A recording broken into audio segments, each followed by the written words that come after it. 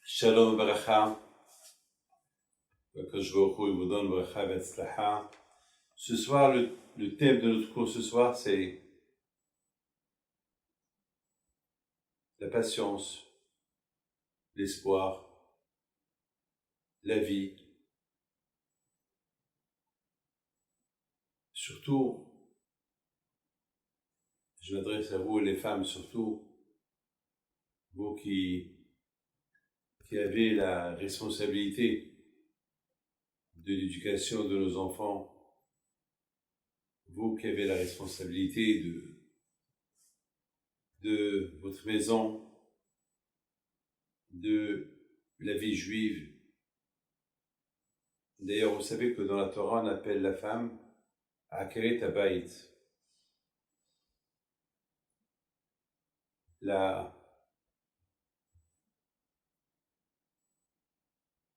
le support de la maison. Beaucoup de fois on dit le mot Ikar. Ikar, c'est le plus important. Pourquoi? Parce que tout dépend d'elle. Vous savez, on raconte sur Rabbi Akiva. Rabbi Akiva alav shalom, qui était le maître de Rabbi Shimon bar Yochai et le maître de Rabbi Meir Hanes. Vous savez, lorsqu'on parle de Rabbi Akiva, on croit que Rabbi Akiva, il était un homme sadique depuis sa jeunesse. Il faut savoir que Rabbi Akiva, il a commencé à étudier la Torah uniquement à l'âge de 40 ans. Et à cet âge-là, vous savez, il était encore ignorant, il ne savait rien du tout. Il était un berger chez Kalba Shavua. Et il avait des bonnes midotes. La façon comment il s'occupait du troupeau, le troupeau de Kalba Shavua. Et lui était le berger. Et un jour, la fille de Kalba Shavua, elle a vu Rabbi Akiva. Il s'appelait Akiva à cette époque. Elle a vu comment il s'occupait du troupeau, et il était gentil, il était célibataire. Vous vous rendez compte? Elle était une fille riche, d'une famille noble, très très riche. Rabbi Akiva, lui, il était issu des convertis. Alors vous savez, beaucoup de fois, on peut dire que ceux qui sont issus des convertis, il faut s'éloigner d'eux. Non. La fille de Kalba Shavua, Rachel, qui était une jolie fille, riche, bien éduquée, elle-même, elle a fait ce que personne ne peut faire. Un jour, elle propose à Rabbi Akiva, « Est-ce que tu veux m'épouser ?» Vous vous rendez compte, en général, on n'entend pas. Jamais on entend une femme qui propose le mariage à un homme. Et surtout, la fille de Kalba Shavua, la fille d'un milliardaire, qu'elle demande à un pauvre, à un berger, à savoir comment il était habillé. Elle lui demande « Tu veux que je me marie avec toi ?» Lui était choqué. Il ne savait pas quoi lui répondre. Il était choqué. Est-ce qu'il rêve? Qu'est-ce qu'il entend? Il lui dit « Est-ce que tu penses que c'est mon rêve, mais est-ce que tu penses que ça peut se réaliser un jour ?» Il dit « Pourquoi pas ?» Et ton père? Qu'est-ce qu'il répond?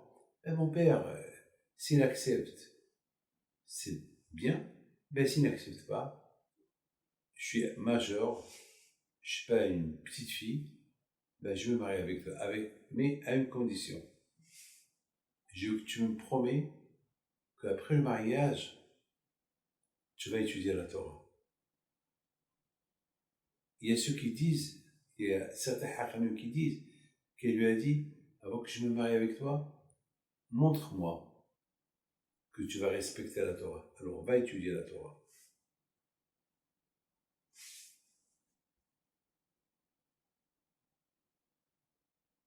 C'est la folie.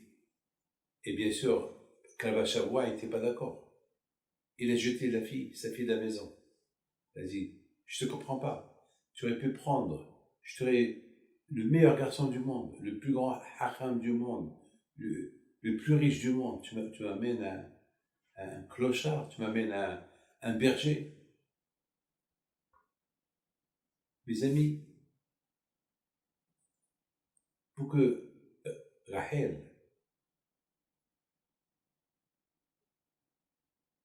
elle tombe dans ce piège-là, qu'elle-même elle s'est créée, c'est que pour elle, c'était pas un piège. Pour elle, c'était une réalité. Qu'est-ce qu'elle a vu exactement chez Rabbi Akiva pour se marier avec lui, pour faire un sacrifice,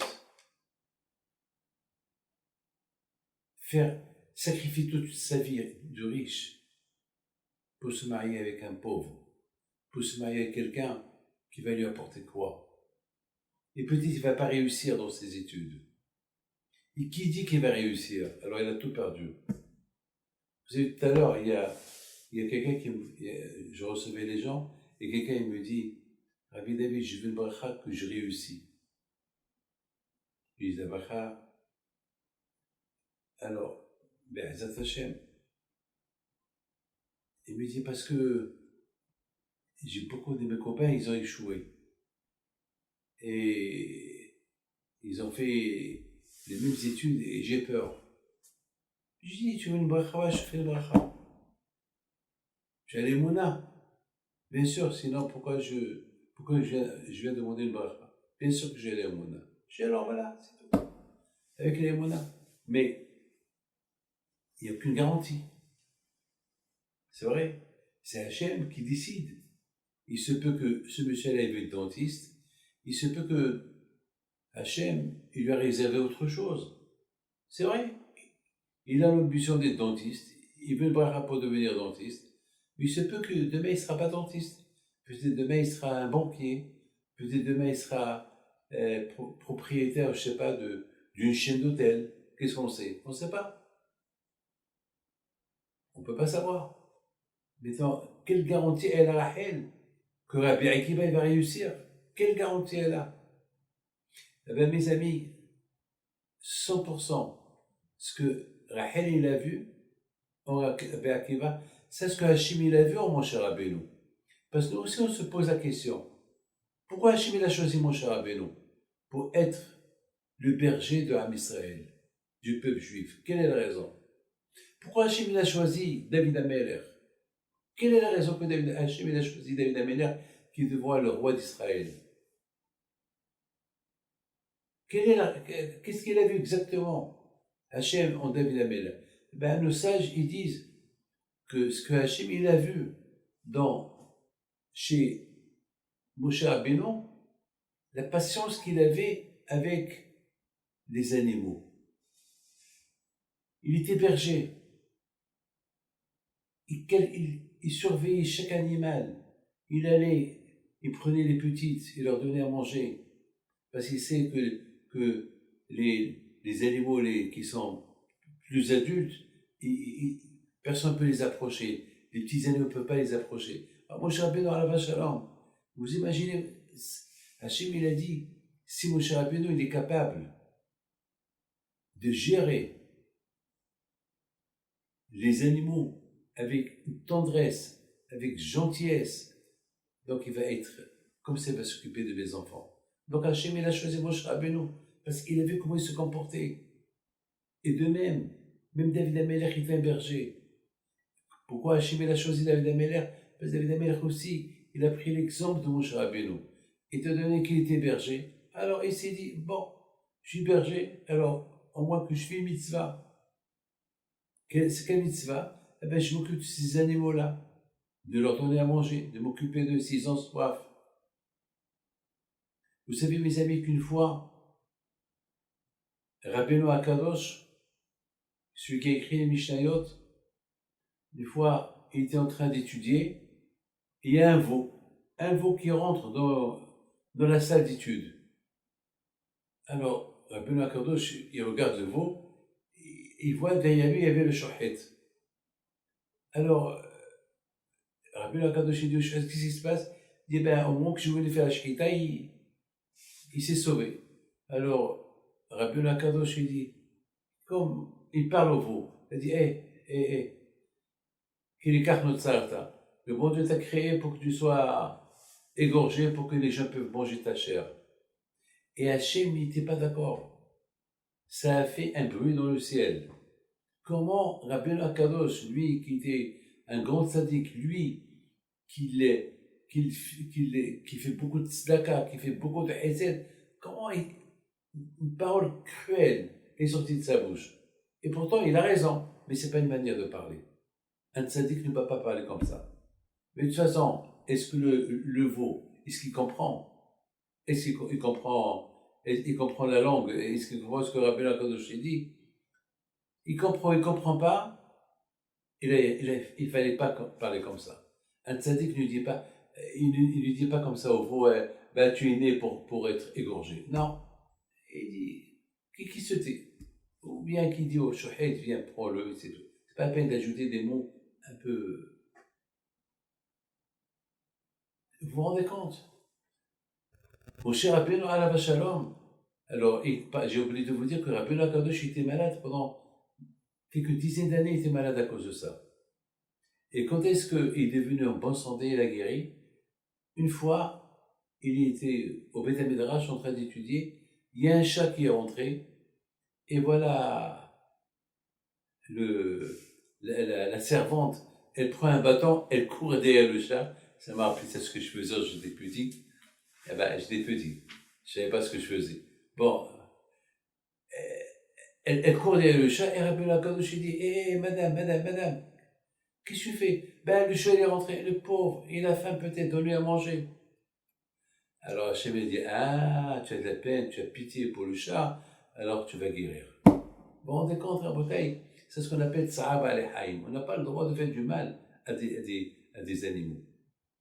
Mes amis, vous comprenez que Rabbi Akiva, alav shalom, s'il est arrivé à ce que sa femme, elle l'a demandé au mariage, vous vous rendez compte? Une milliardaire, une fille riche, qu'elle demande, Rabbi Akiva elle-même, je sais pas moi, j'ai jamais entendu une femme qui propose le mariage à quelqu'un, et surtout une femme riche comme celle-là. C'est parce qu'elle l'a vu. Elle a vu comment Rabbi Akiva se comportait avec les animaux. Elle a vu, il était berger. Elle a dû voir ses qualités. Elle a dit, celui-là, il va devenir un tzaddik un jour. Aujourd'hui, c'est le tzaddik des animaux. Aujourd'hui, c'est le berger des animaux. Mais demain, il deviendra le berger du peuple de Am Israël. Et c'est la raison pourquoi elle lui a fait confiance. Tout à l'heure, on a posé la question, mais quelle garantie elle a que Rabbi Akiva il va la suivre? Eh bien, la garantie, ben oui, elle a vu. Elle a vu comment Rabbi Akiva il se comportait avec les animaux. Mes amis, regardez à Rabotai la patience. La patience de Rachel. Elle a été jetée de sa maison. Elle s'est mariée avec Rabbi Akiva. Ils ont eu un enfant. Et là, au départ, Rabbi Akiva, il prenait son fils, il travaillait, l'argent qu'il gagnait, ils avaient un prof pour l'apprendre, parce qu'il ne connaissait rien du tout. Il était ignorant, il ne savait rien du tout. Mais il a promis à sa femme qu'il étudiait la Torah. Il a promis à sa femme qu'il changera. Sa femme, elle rêvait. Le rêve de sa femme, c'est qu'un jour, Rabbi Akiva va devenir le maître de la nation, le maître de Am Israël. Rabbi Akiva, alav shalom, il avait des difficultés. Il n'arrivait pas à comprendre, il ne comprenait rien du tout. Et il a commencé à regretter un peu. Il dit, où je vais aller, chez qui je vais étudier? Difficilement si je comprends. C'est vrai, mes amis. La Torah, elle est très dure. Et surtout lorsqu'on commence la Torah à l'âge de 40 ans. Vous savez, moi je connais quelqu'un, mes amis, qui a commencé à étudier à l'âge de 50 ans, la Gemara. Et le pauvre, je vous donne la parole d'honneur, j'ai de la peine pour lui. Il me dit, Rabbi David, j'ai envie. Ça fait 10 ans que je viens à la Yeshiva et 10 ans que j'entends les gens qui écoutent la Gemara et je ne comprends pas. Et ma femme, chaque jour, elle me dit, c'est pas possible. Chaque fois, ma femme, elle me dit, regarde tel et tel, il comprend, regarde tel et tel, et toi, tu n'as même pas une Gemara. Alors, j'ai envie de montrer à ma femme que je peux, je suis capable. Alors, vous savez, je lui dis, le seul moyen, ne viens pas étudier le soir. Lève-toi le matin. Lorsque tu te réveilles le matin, lorsque ta tête est encore fraîche, si tu peux trouver quelqu'un avec qui étudier, tu as les moyens. Tu peux trouver un rabbin avec qui étudier, qui va se réveiller avec toi et tu vas étudier. Mes amis, après 3-4 ans, aujourd'hui, il sait, il comprend la Gemara, il comprend le Talmud. Grâce à qui? Ben, grâce à sa femme. C'est sa femme. Alors maintenant, comment sa femme? Elle a tenu à ce que son mari deviendra un jour quelqu'un qui comprend un peu la Torah. Eh ben, c'est facile. Et c'est parce qu'une fois, sa femme lui a dit, mon cher mari, tu fais des affaires. Tu as la tête pour faire des affaires. Cette même tête que tu as pour faire des affaires, cette même tête-là, tu peux l'utiliser pour étudier la Torah. Pour les affaires, tu peux, et pour la Torah, tu ne peux pas, c'est pas possible. C'est pas possible. Beaucoup de fois, il nous suffit d'ouvrir les yeux pour voir quelque chose, on va voir la vérité. Beaucoup de fois, on essaye d'être myope, sans voir. Rachel, elle a vu juste. C'est vrai que c'était dur pour Rabbi Akiva. C'était très dur. Mais il a promis une promesse à sa femme. Sa femme, elle a fait un sacrifice pour lui. Mais de l'autre côté, il ne comprend rien du tout. Il n'arrive pas à comprendre. Jusqu'à qu'un jour, il voit un rocher. Il y avait un trou dans le rocher. Un trou. Et c'était vraiment... Il a commencé à réfléchir, mais comment ce trou-là, il s'est formé dans un rocher que c'est impossible de le casser. Puis, il remarque qu'il y avait des gouttes d'eau qui tombaient sur le rocher. Il a commencé à réfléchir. Il a dit, ces gouttes d'eau-là, ils ont réussi à faire un trou dans le rocher. Et la Torah, si je vais l'étudier, elle ne va pas faire un trou dans ma tête pour la comprendre. Alors il faut que je me lance. Et c'est cette idée-là du rocher, que ça l'a poussé.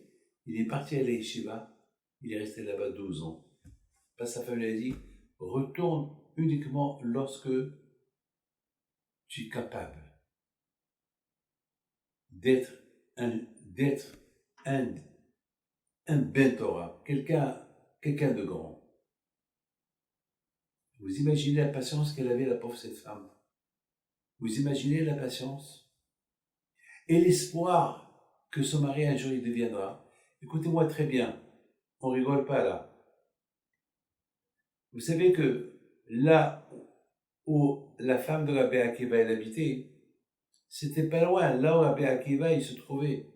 Vous savez, c'était en Israël. Israël, c'est petit, hein.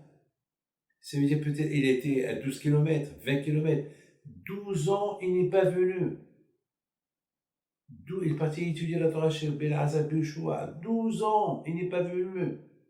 C'est de la folie. 12 ans. 12 ans plus tard, il vient avec 12 000 élèves. Partout, on parlait de lui. Il faut savoir une chose, qu'à l'époque, les gens, ils voyageaient pour beaucoup des années pour étudier la Torah. C'était comme ça à l'époque. Comme aujourd'hui. Aujourd'hui, il y a les Américains qui vont en Israël, les Israéliens qui vont en Amérique. Aujourd'hui, il y a les avions. À l'époque, il n'y avait pas les avions. Mais à l'époque, c'était comme ça. Il y avait des chivotes en Israël, il y avait des chivotes en Irak, il y avait des chivotes en France, en Allemagne, en Pologne.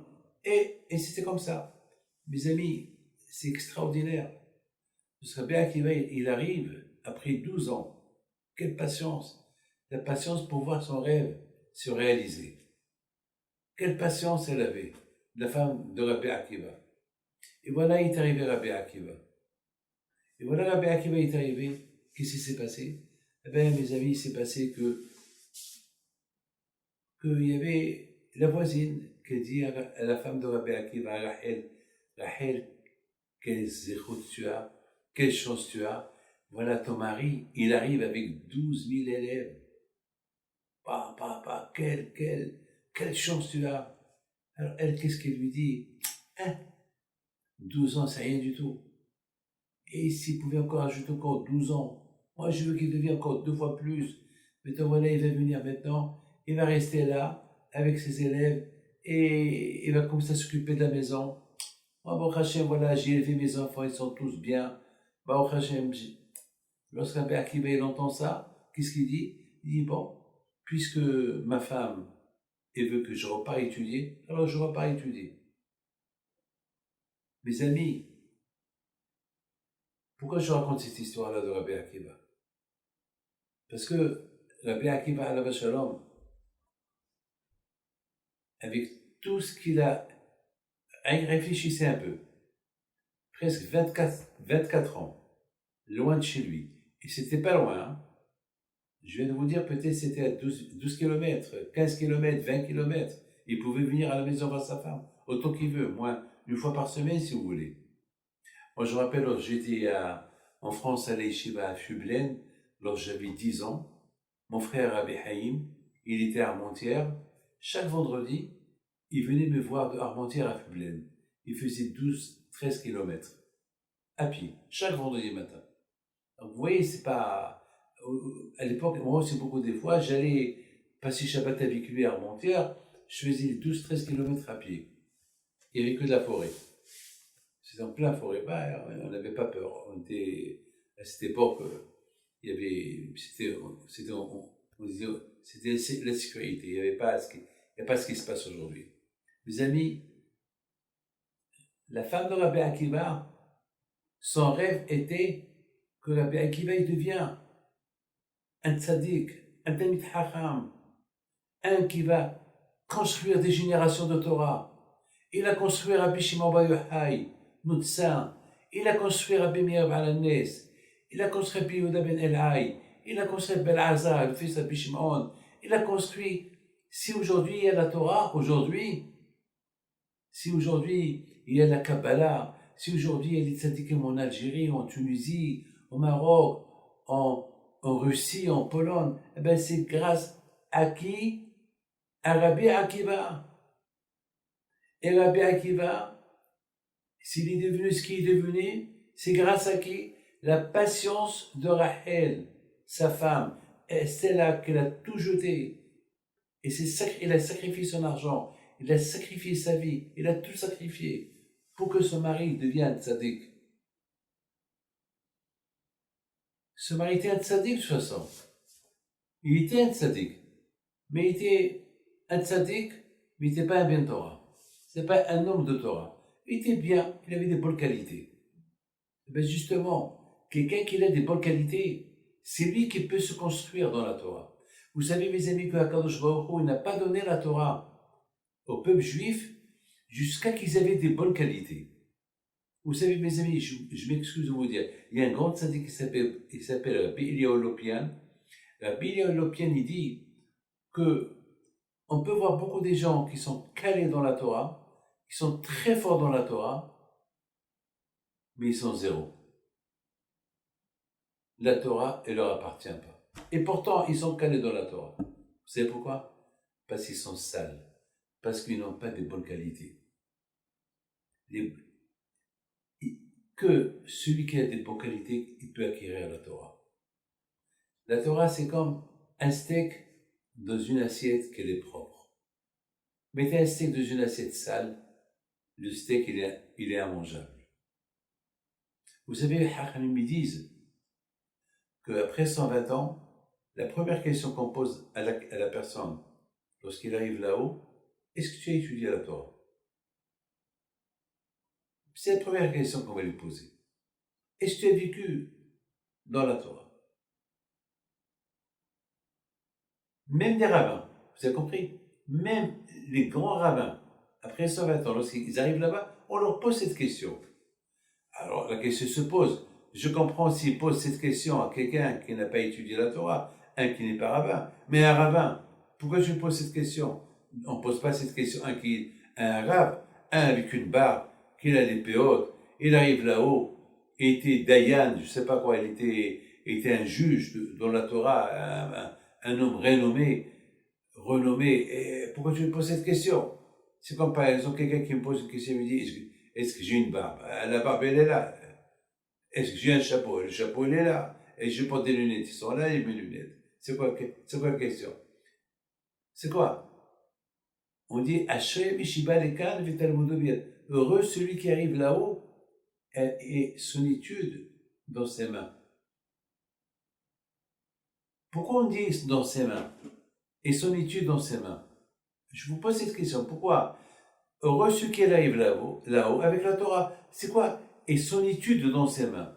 Alors, vous savez, mes amis, c'est quoi? Les mains. Les mains, c'est les bonnes actions. Avec les mains, on fait des bonnes choses. Beaucoup de fois, on dit les mains d'or. Avec les mains, on fait des bonnes choses. Avec les mains, on peut faire des bons gestes. Avec les mains, on travaille, les tchilines. Les mains, c'est des bonnes choses. Ça veut dire que dans le ciel, celui qui arrive sans Torah, on ne l'accepte pas. On ne l'accepte pas. Ça veut dire,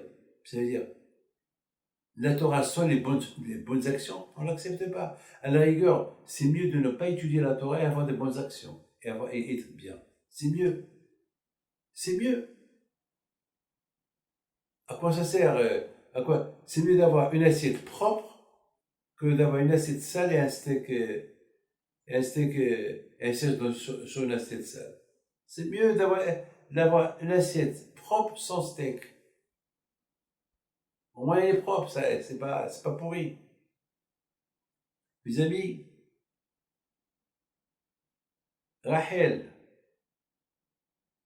elle a laissé à la génération, à toutes les générations jusqu'à la venue de Mashiach, elle a laissé un héritage. Elle a laissé un héritage qui est extraordinaire, Rabbi Akiva. La Torah de Rabbi Akiva. L'héritage de Rabbi Akiva, c'est Rabbi Shimon Bar Yochai, c'est Rabbi Meir Baal HaNes, c'est Rabbi Chaim Pinto, c'est Rabbi David Baro, c'est Rabbi Chaim Taib Lomet, c'est Rabbi Yaakov Betzera, c'est Rabbi Meir Baal HaNes, c'est tous les Baal Shem Tov, Baal Tanya, le Rabbi de tous les tzadikim. Ça, c'est l'héritage de Rachel, la femme de Rabbi Akiva.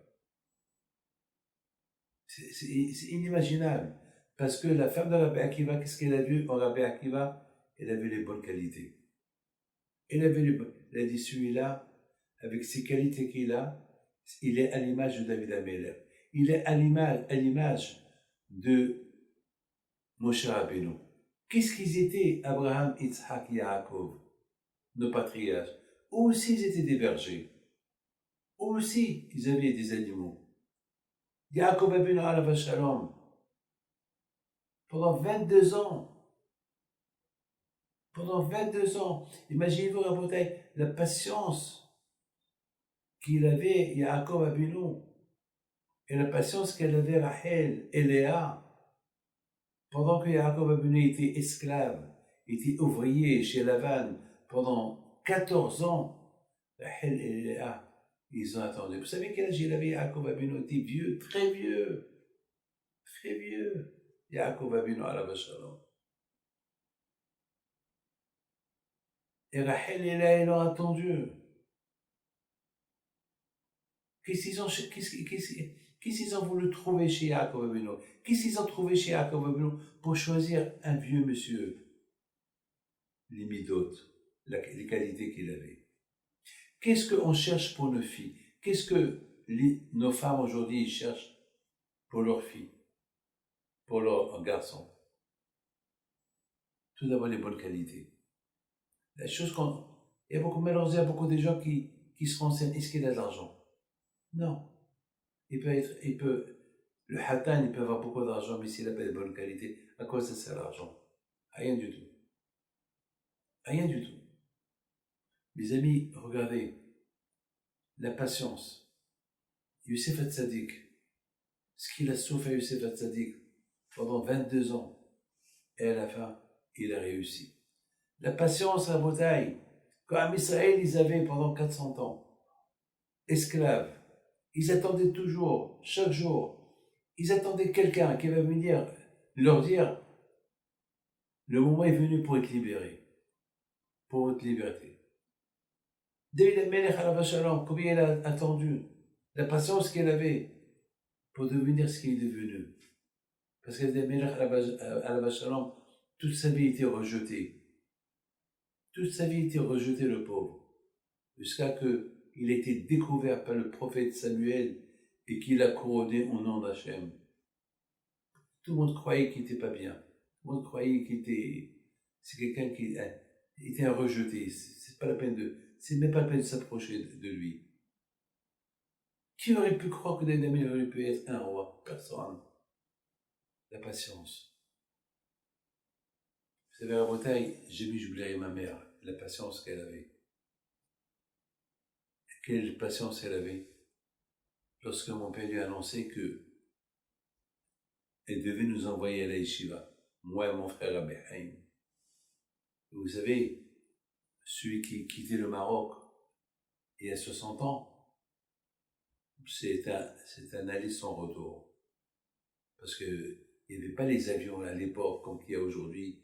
Il n'y avait pas le mode de vie de l'époque, c'était complètement différent. Imaginez-vous, lorsque j'ai pris le train du Maroc pour aller, je suis parti accompagné avec un grand rave, Rabbi Moshe Ilgi, Shalit Hashim Novak, Fashilema. Je me rappelle, à cette époque-là, on a quitté le Maroc le lundi, on est arrivé jeudi soir en France. 4 jours et 3 nuits, ou 4 nuits. C'est la folie. Mais quelle patience elle avait pendant 3 ans. C'est ça qu'elle est venue me faire la bar mitzvah. 3 ans, la pauvre. Pourquoi? Parce qu'il a dit, et s'est dit, peut-être il deviendra quelque chose. Il veut dire quoi en 3 ans? Et après encore, il m'a pris encore dans une autre yeshiva, encore 4 ans. Toujours l'espoir que mon fils David et mon fils Rabbi Haïm, ils deviendront quelque chose. Mes amis, vous savez que la Gemara, elle dit quelque chose que je voudrais vous raconter, magnifique. Il y avait un grand tzaddik qui s'appelait Rav Wosner, Alav Shalom. Ce Rav Wosner, il a aussi été petit, il est décédé il y a quelques années, mais il est décédé très vieux, il avait une centaine lorsqu'il est décédé. Lorsqu'il était jeune, il est parti à la yeshiva de Lublin, de Rabbi Meir Shapira, Alav Shalom. Et là-bas, il était jeune lorsqu'il est arrivé là-bas. Il avait 11 ans, 12 ans. Donc, le directeur, Rav Shapira, il lui a dit, bon, ici, c'est pas un hôtel, c'est pas chacun qui vient, on l'accepte. Il faut que je voie est-ce que tu es capable. Il faut que je te fasse une bechina. Il faut que je te teste. Il faut que tu passes un test. Bon, c'est un contrôle pour voir. À l'époque, les enfants à l'âge de 2 ans, ils lisaient un peu la Gemara, etc. Il lui a fait un test, mais il n'était pas valable. Il a dit, je suis désolé. Je ne peux pas te garder. Tu retournes chez toi et je vais dire à quelqu'un de t'accompagner à la gare et cherche un autre endroit parce qu'ici, c'est pas pour toi. Il dit, bon, c'est pas la peine. Alors, le bébé, le garçon lui a dit, oh, c'est pas la peine. Moi, je peux m'arranger. Je peux m'arranger. Rabbi Meir Shapira, il a dit, bon, ça va. Mais il lui a dit, si tu veux, descends à la cuisine, mange quelque chose. Elle dit, non, merci. Puis je ne suis pas accepté à la yeshiva, je ne veux pas voler du manger de la yeshiva. J'ai avec moi quelques pains, quelques croissants, quelques gâteaux, voilà, merci. Bon. Maintenant, le prochain train, c'est dans 6, 7, 8 heures. Et voilà. 6 heures plus tard, Rav Meir Shapira, il rentre au Beth Midrash. Il rentre à l'intérieur de la synagogue, il voit Rav Wosner en train d'étudier.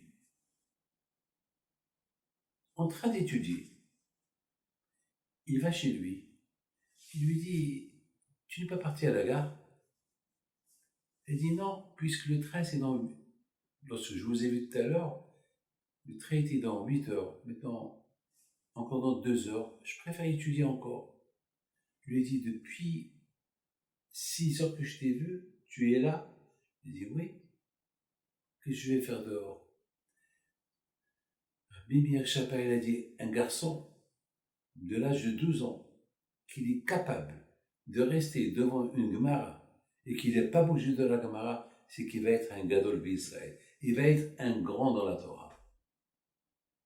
Il lui dit, qui t'a envoyé ici? Il lui dit, c'est ma mère. Ta mère. Eh bien, ta mère va voir un jour une grande lumière qui est sortie d'elle. Il lui dit, alors je te garde. Et il est devenu après Rav Meir Wosner à la Vachal.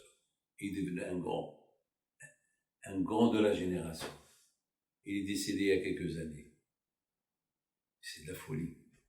Les amis, vous savez, dans ce monde-là, on n'est pas né avec un cerveau. Le cerveau, on le fait travailler. Grâce à Dieu, on a nos mamans, avec la patience qu'ils ont. Et tu as fait Nitila, et tu as Metakipa, et tu as fait Shema. Et la patience, c'est la patience des mamans. Vous savez que les mamans, ils voient très clair, ils voient bien. Ils voient très bien. Mais il faut qu'ils voient la vraie lumière. Parce que vous savez, il y a 2 sortes de lumière. Il y a la lumière spirituelle, il y a la lumière aussi très matérielle. Donc il faut utiliser la vraie lumière parce qu'il y a la lumière qui reste éternelle, et il y a la lumière qu'une fois que les batteries ils finissent, ça s'éteint. Vous savez, l'argent, c'est la batterie. Tant qu'il y a l'argent, alors tu fonctionnes. Au jour qu'il n'y a plus d'argent, c'est fini. Mais quelqu'un qui a la lumière de la Torah, jamais c'est fini. Jamais c'est fini. Ça continue toujours.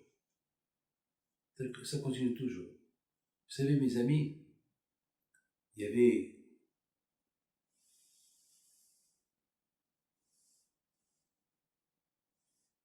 lorsque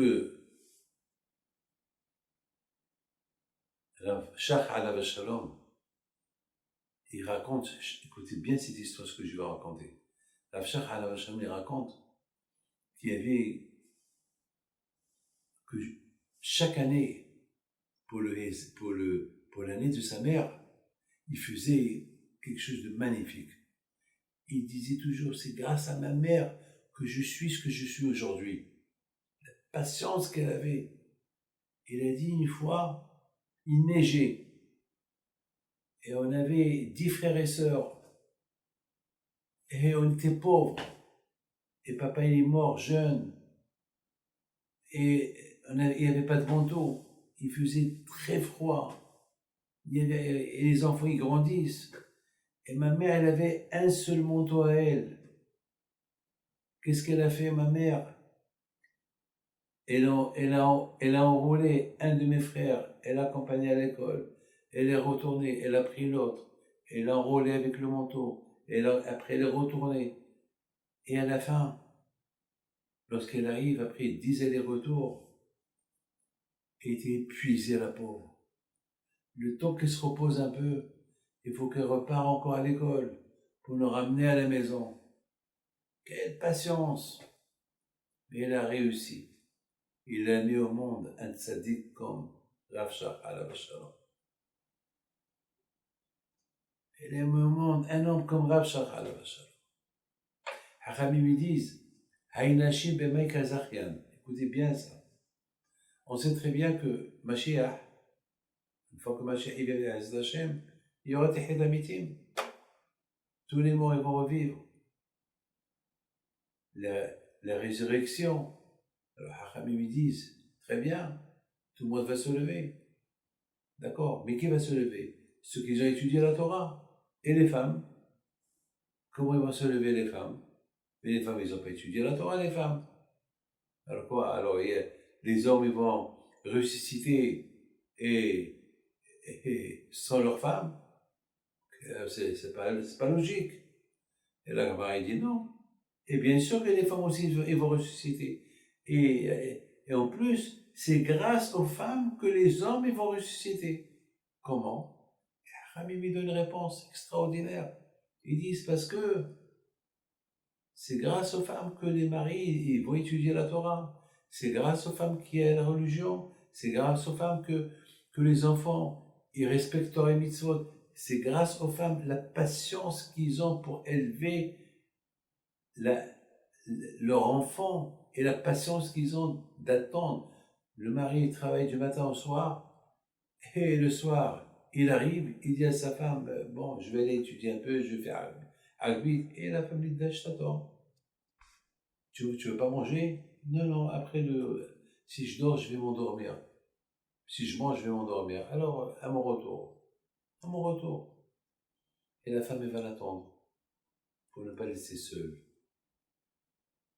La patience. Elle ne va pas l'attendre avec un balai. Beaucoup de fois, ça arrive que lorsqu'on est à l'Yeshiva, on étudie, beaucoup de fois, ça arrive que le temps, il passe. Et au lieu d'aller pour 1 heure, il va venir 2 heures plus tard. Alors, imaginez-vous qu'il vient 2 heures plus tard, déjà toute la journée, elle ne l'a pas vu, et maintenant, elle arrive avec le balai dans ses mains. Non, elle attend. Donc, le fait qu'elle attend, eh ben, Hachamim, il lui donne une récompense. Quelle récompense? Eh ben, lorsque les maris vont ressusciter après 120 ans, eh ben, ce sera grâce à la femme. Et bien sûr, la femme elle va ressusciter, ben, c'est grâce à elle que le mari, il est ce qu'il est. Mes amis, voilà Rachel Imenu, voilà l'histoire ou 2 mots de Rachel. C'est Tzaddiket Rachel. Avec toi, je termine. C'était quoi la fin de Rabbi Akiva? On a parlé de Rabbi Akiva, la grandeur de Rabbi Akiva, et on a dit que la grandeur de Rabbi Akiva, c'était grâce à Rachel. D'ailleurs, lorsque Rabbi Akiva est arrivé avec ses 24 000 élèves à la ville où il y avait sa femme, alors sa femme est partie pour l'accueillir. Elle n'avait même pas des vêtements pour s'habiller. Ils lui ont prêté des vêtements. Elle est partie voir son mari. Et la pauvre, il y avait un monde fou qui vient saluer la nouvelle star de la génération, la nouvelle star de la Torah, la lumière de la Torah. Bien sûr, avec lui, il y avait Rabbi Shimon Bar Yochai, Rabbi Meir bar Hanès, tous les tzaddikim, les 24 000 tzaddikim, tous les élèves de Rabbi Akiva. Et voilà, Rachel, elle aussi, elle arrive, elle vient avec eux.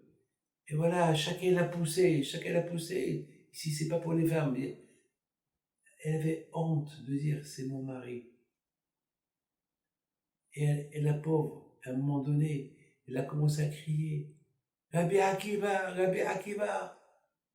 Rabbi Akiva, il entend la voix de sa femme. Il va vers elle, elle tombe à ses pieds. Et les élèves de Rabbi Akiva, ils ont voulu la pousser. Et Rabbi Akiva, il dit à ses élèves, laissez-la. Ce que je suis, ce que vous êtes, c'est grâce à elle.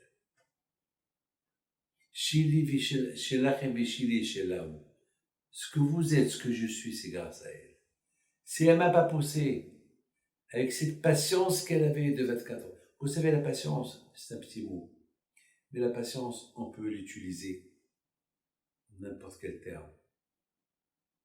On attend le bus, la patience.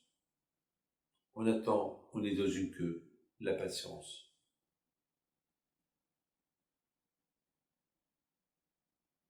Et avec la patience, il y a toujours l'espoir. Toujours. Vous savez, j'ai toujours dit que la patience et l'espoir, c'est la émouna et le bitachon. C'est la émouna.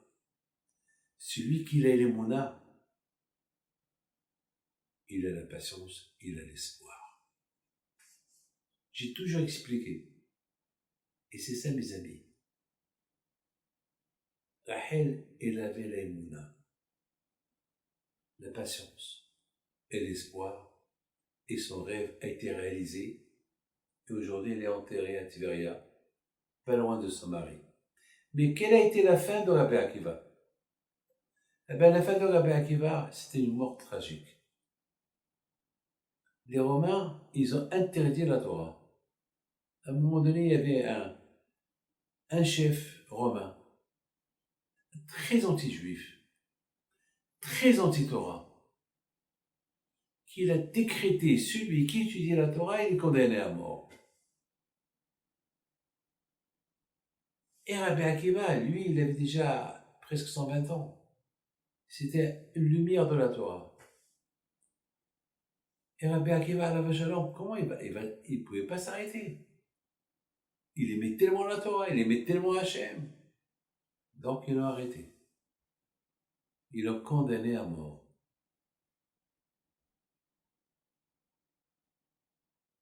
Ouais. Comment on explique ça? Comment on explique ça?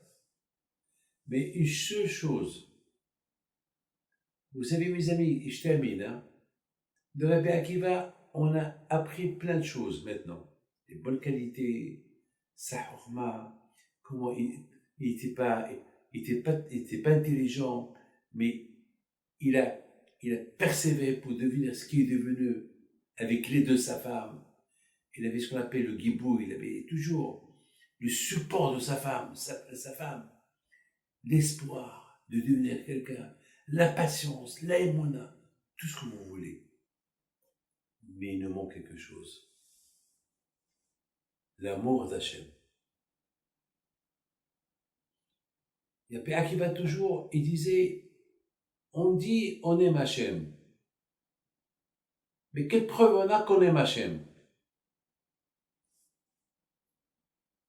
On dit que j'aime tellement Hachem jusqu'à que je suis prêt à donner mon âme pour Hachem. Mais quelle preuve j'ai? C'est beau le dire avec la bouche. Oui, c'est ce que je dis avec ma bouche. Mais en réalité, c'est vrai? Est-ce que j'aime Hachem? Je vous donne la parole d'honneur. Beaucoup de fois, je le dis moi-même. Je dis, attends. On dit j'aime Hachem. J'aime, c'est vrai, mais on fait des sacrifices. Mais vous savez, jusqu'à que les Romains, ils ont commencé à le tuer à petit feu. Et la Père Akiva, il a commencé à crier Shema Israël, Adonai Eloheinu, Adonai Echad. Et ses élèves lui ont dit Rabbi, non, comment, tu as pas mal? Ils sont en train de peigner ton corps, et comme ça tu dis Via Hafta, comme ça tu dis tu aimes Hachem. Comment, je ne comprends pas. Et le Père Akiva, il saignait. Au lieu qu'il crie de souffrance, il criait d'amour avec un sourire, Hachem, je t'aime. Il nous dit, Rabbi Akiva, on ne comprend pas. Qu'est-ce qui se passe là? T'as pas mal? C'est maintenant que tu trouves dire que tes déclarations d'amour à Hachem. Il lui a dit, mes enfants, j'ai jamais su qu'on pouvait aimer Hachem. Je me suis toujours dit, est-ce que j'aime Hachem? Ah, maintenant qu'on est en train de me faire souffrir parce que j'aime Hachem et je ne veux pas l'aimer, c'est ce qu'il nous a laissé comme enseignement à Berkiva. Aimer Hachem, c'est pas donné à tout le monde. Et mes amis, c'est pas la peine d'aimer Hachem alors qu'on meurt. On peut aimer Hachem et on vit. On fait un sacrifice, lequel?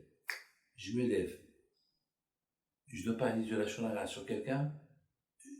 Je ne parle pas. Ça s'appelle un sacrifice.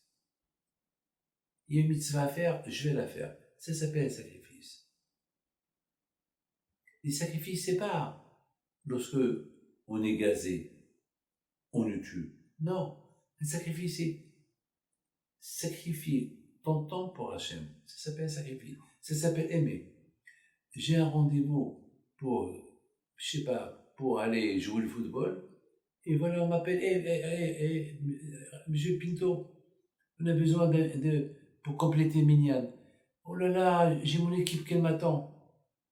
Monsieur Pinto, on est 9, il nous manque un. Allez, je viens chez vous. Ça s'appelle Kiddush Hashem. Ça s'appelle Kiddush Hashem. Il y a quelqu'un qui est dans le besoin. Et tu lui donnes. Ça s'appelle Kiddush Hashem. Mes amis, que le bon Dieu vous protège. Que je vous dans la santé, la joie, la prospérité, vers Hashem. Et voilà. Mercredi soir, si Dieu veut, on va aller le Zoom de mercredi soir. Puis aller les tzadikim. Voilà. À très bientôt et bonsoir.